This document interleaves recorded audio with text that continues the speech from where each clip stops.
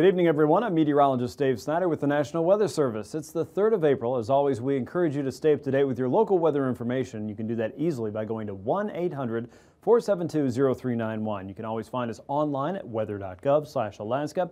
And if you can't find what you're looking for, simply email me, david.snider@noaa.gov. I'm happy to help you any way I possibly can.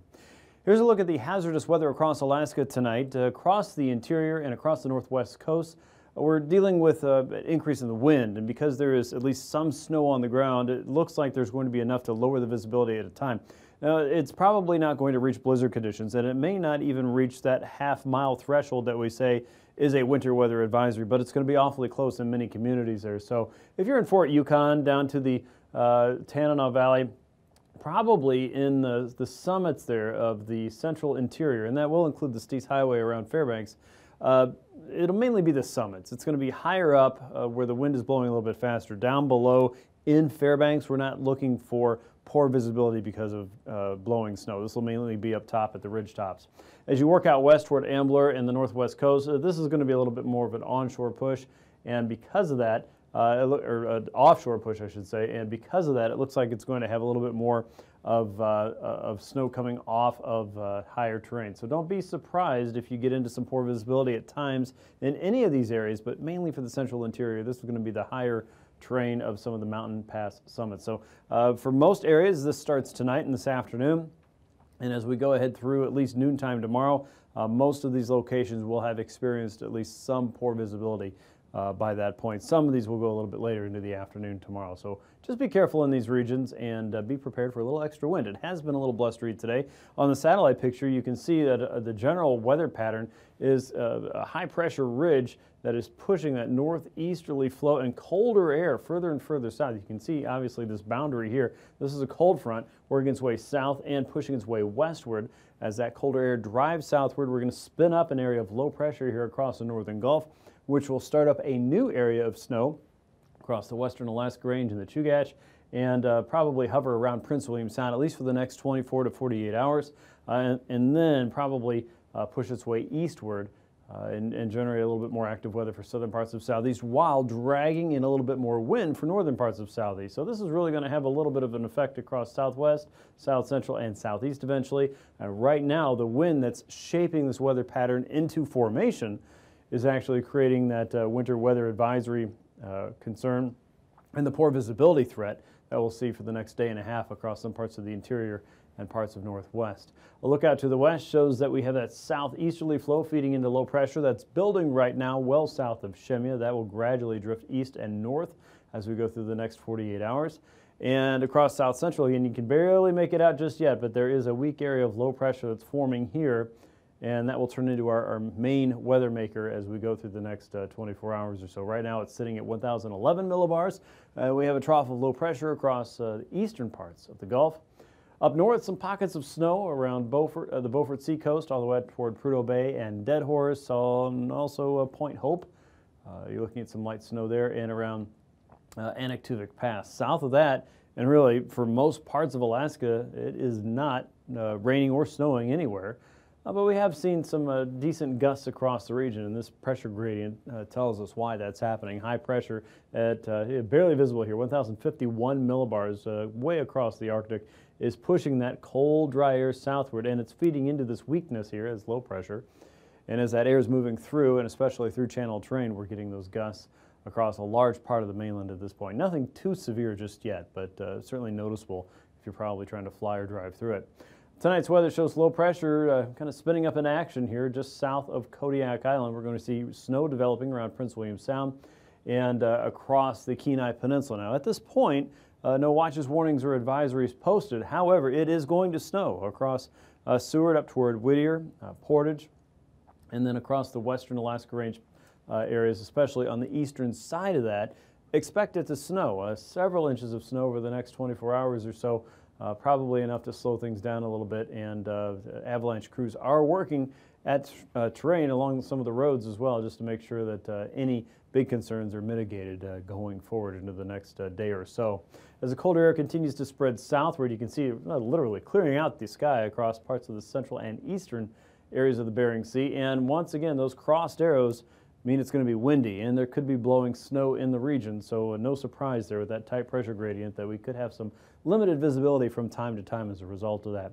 Notice that parts of southeast are starting to pick up a little more snow around Ketchikan. Had a decent amount of snow just in the last 24 hours there. Some parts of the region picked up, I think it was about 4 to 7 inches of snow around the Ketchikan area, so it's still winter time, or at least a good spring snow in your area, and don't be surprised if you get a little bit more. The flip side of that is northern parts of southeast in this weather pattern are going to start developing those northerly winds blowing through the canal. So again, strong and gusty winds probably at some point between Wednesday and Thursday, probably a little more Thursday as we go, but tonight those winds will start coming up for your region, so be prepared for the winds to return in northern southeast, including Juneau. Around south central, it doesn't really look like a very good shot of snow for Anchorage. However, anywhere outside of Anchorage, in the mountains, Portage down toward probably Girdwood, up toward Turnagain Pass, it's going to snow. And once you get into Whittier and Prince William Sound, there will be some areas of substantial snow. But this looks like a weather pattern that's going to bring a lot of that snow right up to the mountain tops and then kind of dry it out as it moves into Anchorage. So don't count on a whole lot in town, as we like to say. As we get into Thursday, you'll notice the weather is kind of shifting its way back west. That could bring some areas of snow through the YK Delta down toward Lake Iliamna, south and west into Bristol Bay. And again, that drier air is pushing its way into the Bering, but it is getting wetter and wetter as we go ahead in time, as it's been pulling some of this moisture from the Pacific out into the Bering Sea. You can see the latest weather maker out west at 977 millibars, bringing some rain into the central and western chain. The wind's not too tight with that just yet, so we'll see the winds come up around Shemya, maybe out toward Kiska, but really the bulk of that storm is still well to the west of the Aleutians. And then across the central and eastern Gulf, we have low at 978 millibars. That's starting to push some weather back into southern southeast. Notice the tight pressure gradient here across northern parts of the Panhandle. Thursday looks to be a windier day for sure across northern sections, again, including Juneau, Skagway, and Haines. South of that, it could mean more snow for places like Ketchikan as that warm and wet air is lifting northward. The front side of that could be the snowmaker for you. Also, across the central and western interior, those crossed arrows tell us that blowing snow is still a possibility across the Brooks Range, across the North Slope, into Kotzebue Sound, and into the central interior. Now, especially, this is going to be the summits, and once again, not down below where we were finding Fairbanks and Tanana, but probably up there on some of the higher terrain. And meanwhile, we start pulling warmer air in places like Kodiak, and maybe even the southern tip of the Kenai Peninsula, so Homer and Seward might be dealing with a little more rain and snow mix by this point, rather than just all snow, as we're seeing perhaps as a better likelihood for tomorrow. So a lot going on and well into a spring-like weather pattern here around Alaska. Let's take a look at temperatures now. For southeast, looks like overnight lows will drop into the mid to upper 20s and lower 30s across some of the outer and southern coasts. South central in the mid to upper 20s there. Kodiak Island near 33. Fairbanks only 2. Healy could be a little cooler in some areas there. 3 below around Fort Yukon. And you're seeing these colder readings pop up where the air is pretty clear. So it looks like it's going to be pretty chilly in some of these locations, Eagle and Northway. Inaktuvik Pass and Arctic Village are going to be chilly, anywhere from 10 to about 20 below in some cases. The North Slope about 5 to 10 below. Kotzebue Sound temperatures at or just above 0, 4 around Shishmaref, up to about 10 in Unalakleet. Teens and low 20s as you get into Bristol Bay and southwest, 30s for the Alaska Peninsula, Sandpoint closer to 30 degrees. St. Paul and St. George upper 20s. Highs there in the lower 30s tomorrow, upper 30s and low 40s for the peninsula. 42 around Kodiak Island. Teens and 20s for most of the YK Delta. Unalakleet about 21, Nome 17, 3 in Barrow, 3 in Kaktovik. And you're looking at upper teens for Fort Yukon up toward Arctic Village. Tanana looking at 19. Around Fairbanks about 28 degrees. South Central in the mid to upper 30s. It's going to be fairly mild there. 39 around Homer. 39 in Cordova as well. 30s and 40s for parts of southeast. Lows still warming up across south central and southwest as we get into Thursday morning. Still pretty cold, anywhere from 5 to 15 below in the North Slope, and 20s and 30s for southeast. Southwest, upper 20s and lower 30s. As we get into Thursday afternoon, temps are still mild across south central. You'll see them climbing up to about 40 degrees again in that downslope hole. Southwest into the 20s and 30s, and the North Slope also warming up, single digits, and about 4 degrees there in Barrow. And now, aviation weather around Alaska. On to flying weather now. IFR conditions will continue across the central and western Aleutians as we get into your Wednesday morning. We're also going to see widespread MVFR increasing across most of the Gulf as we're setting up a pretty good onshore event for Prince William Sound and parts of the Kenai Peninsula. That it's going to create a lot of snow by Wednesday night and into Thursday. Up north, look for widespread IFR conditions across the North Slope and the coastal areas, with southeast mainly seeing MVFR conditions across some of the higher terrain. You'll notice IFR in place by Wednesday afternoon and evening around Prince William Sound, all the way down towards Seward and Resurrection Bay, and also developing across the western Alaska Range passes on the eastern side of those regions for Lake Clark and Merrill Pass especially. For southeast, things still look pretty good for Wednesday afternoon. MVFR spreads out a little bit more across the North Slope, but IFR improves. And out across the west, you can see the next frontal boundary working its way eastward, kind of holding out there across the region for Thursday morning. IFR increases northward along the western Alaska Range, all the way up toward Rainy Pass now, and not quite to Isabel or Windy Pass just yet.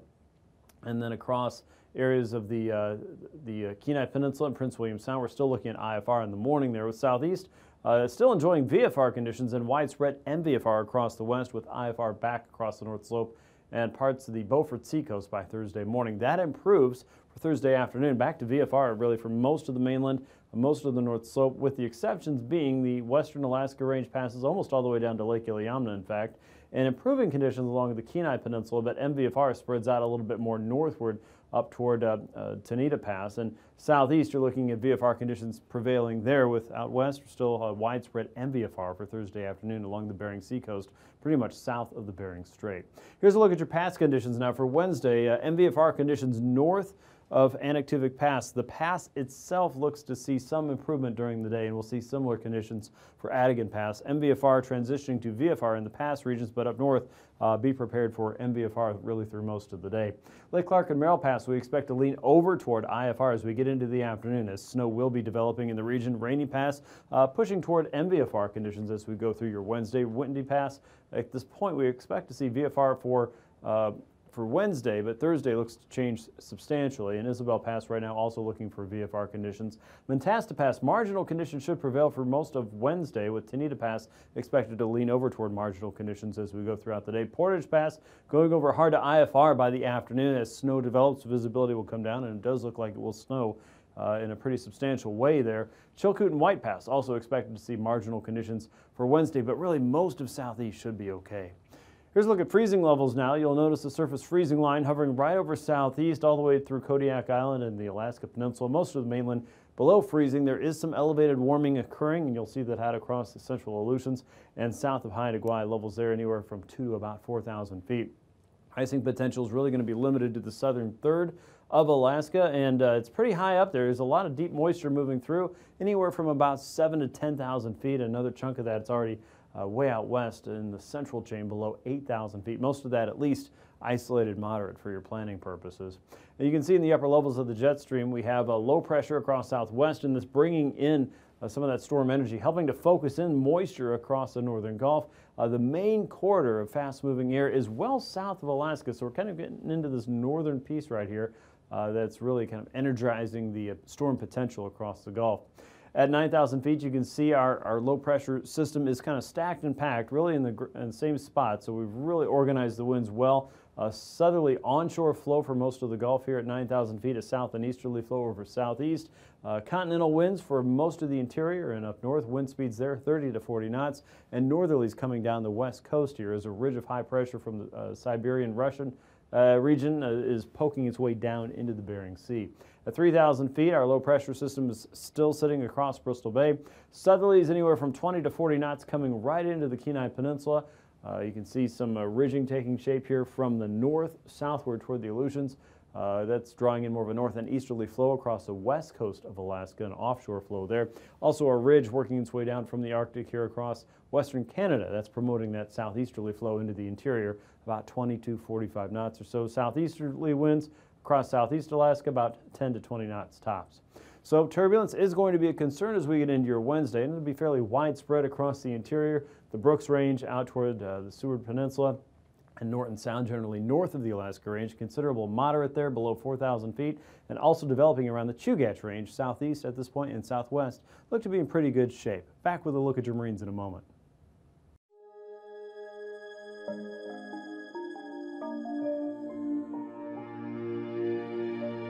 Just as the sun is part of weather on Earth, it also affects weather in space. The sun creates solar wind by steadily releasing a flow of plasma particles in all directions around it. Sometimes the sun gives off a flash of light and X-rays. This is known as a solar flare. When massive bursts of particles explode into space, we call it a coronal mass ejection, or CME. When a CME is directed toward Earth, it hits the magnetosphere, the magnetic field around our planet that protects us. If the storm is large, we may even get to enjoy a light display in the sky called the auroras. In space, satellites may be damaged, and astronauts should take cover. On Earth, people do not feel any physical effects. We may lose electricity in some areas, polar flights may be rerouted, and satellite services may be disrupted. While these situations aren't ideal, they are rare and fixable. This is why we will continue to study the sun and its interactions with Earth and the solar system.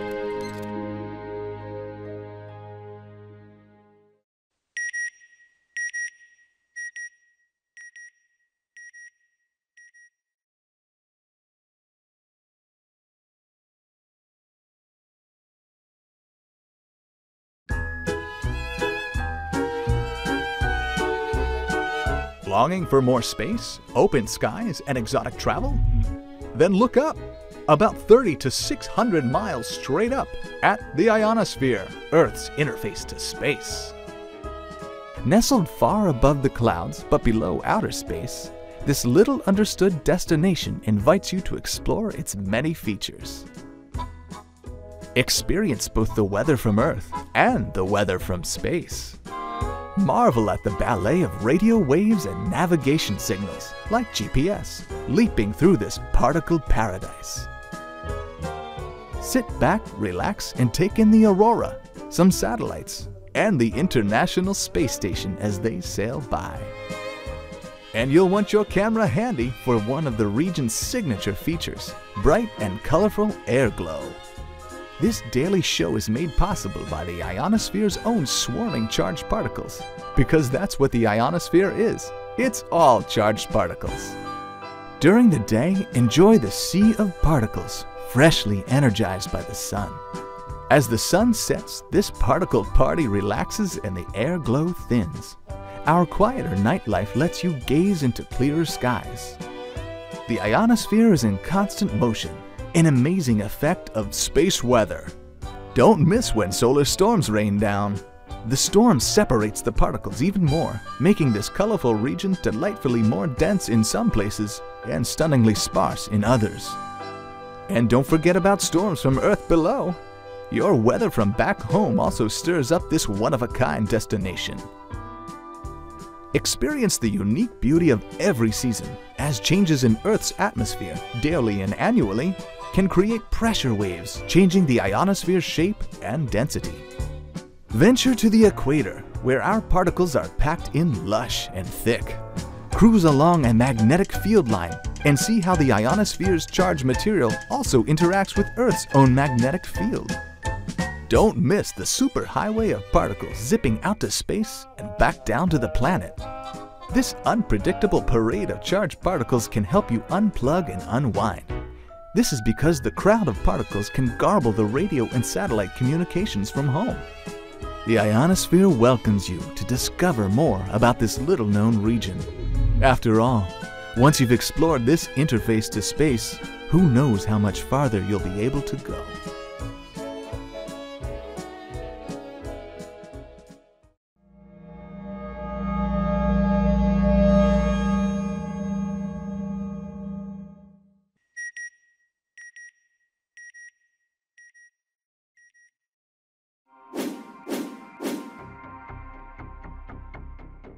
When a star, bigger and more massive than the Sun, runs out of fuel at the end of its life, its core collapses while the outer layers are blown off in a supernova explosion.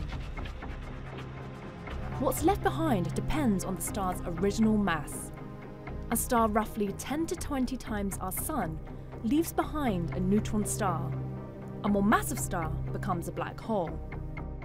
Unlike black holes, neutron stars are directly observable, usually as pulsars, the lighthouses of the cosmos. Discovered 50 years ago, they are the densest observable objects in the universe. Neutron stars compress up to twice the Sun's mass into a city-sized sphere. Matter is packed so tightly that a teaspoon of neutron star interior would weigh more than 1 billion tons on Earth. Still, the nature of the ultra-dense matter in the cores of neutron stars is unknown. Because neutron stars pack so much mass into such a tiny volume, they produce gravity strong enough to bend the light they emit, distorting their appearance in a way that enables the mass and size of the star to be measured. Scientists cannot reproduce the extreme conditions in and around neutron stars on Earth. They must look into the galaxy to answer decades-old questions about extreme matter and gravity. NASA's Neutron Star Interior Composition Explorer mission, or NISA, will make X-ray observations of neutron stars from its perch on the International Space Station. It will give astronomers more insight into these mysterious objects, helping determine what is under their surface. A multi-purpose mission, NISA includes a technology demonstration called Sextant. It will analyze NISA's observations to validate the use of rapidly rotating neutron stars as navigation beacons for travel in deep space throughout the solar system and beyond.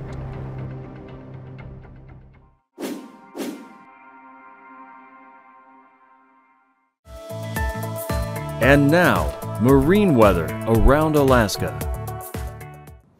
On to today's sea ice analysis. Continued melting and weakening of the ice pack out here across the west coast and south of the Bering Strait. Didn't get a really good look at the North Slope today due to cloud cover there, so no good passes to give us any real new information there. But you can see some marginal ice just south of Point Ley and north of Point Hope and inside of Kotzebue Sound along the north coast. So don't be surprised to see continued erosion of the ice across the Bering Sea, generally south of the Bering Strait.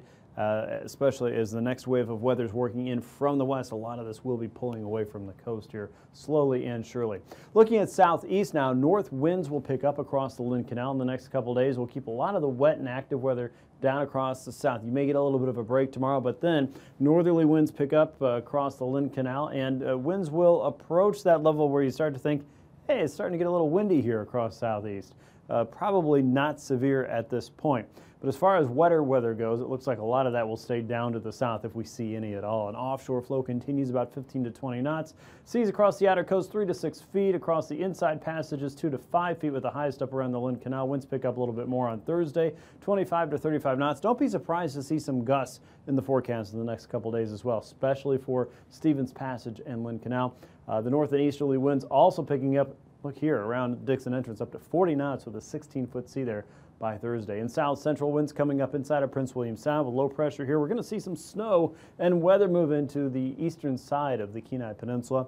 North and northeasterly winds coming down Cook Inlet, 25 to 35 knots. Seas up to 12 feet west of the Barrens, and easterlies coming in to the eastern Barrens. Winds and seas diminish just a little bit there on Thursday. Northeasterlies come down a little bit inside of Prince William Sound. A 3-foot sea there and across northern Cook Inlet. Notice we've got that east and southeasterly flow coming into the Barrens at 20 to 25 for your Thursday.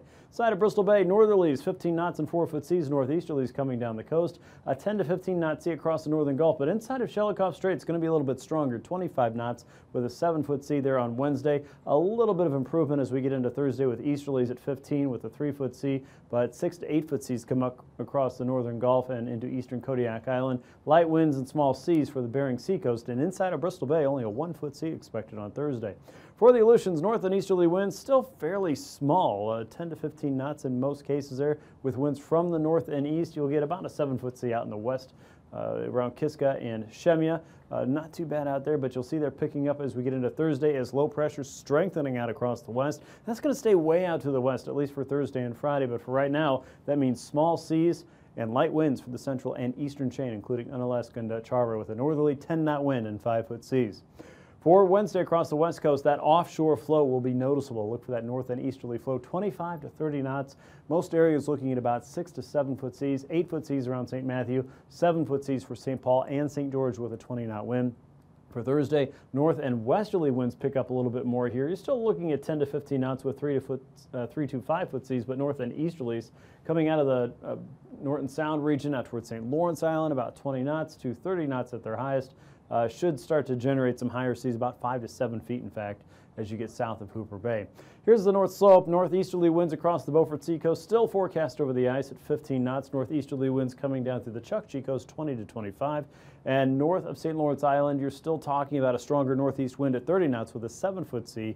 For Thursday, easterlies coming across the Beaufort 25 to 30. Northeasterly winds coming down the Chukchi Coast 25 to 30. And again, 7-foot seas south of the Bering Strait for your Thursday. Winds again blowing over the ice and the snow. Probably will be reducing visibility at times, maybe as much as a half mile in some of our coastal locations, and as we've been talking about earlier, also over the interior. Most of that will be over some of the higher mountain passes there. So winter weather advisories have been posted for a large area of the interior, some parts of the Northwest and Beaufort Seacoast as well. So keep watch on that, but that's mainly what's going on. It's mainly a wind issue, not so much a falling precipitation or snowfall issue at this point. Now, we are talking about additional snowfall, as much as 1 to 2 feet of new snow around Turnagain Pass, western parts of Prince William Sound, including areas around Whittier. It is going to snow. A lot of this will probably not fall on top of Anchorage. In fact, a lot of questions about how much snow is possible, but you will see snow showers in the Anchorage area, but a lot of this will be downsloped out. For southeast, look for a better chance for some rain and snow across southern parts of southeast in the next couple days, but winds will be the issue for northern parts of southeast as we go into Thursday. You'll notice that more and more as low pressure works its way westward across south central Alaska into Bristol Bay. Watch for snow to develop around the Yukon-Kuskokwim Delta. Thanks for watching Alaska Weather. See you again tomorrow. These forecasts are for planning purposes only. Call 1-800-WX-BRIEF for a formal pre-flight briefing. Always file a flight plan before you go flying. The U.S. Coast Guard Auxiliary urges you to leave a float plan with a friend or the harbor master before you go boating.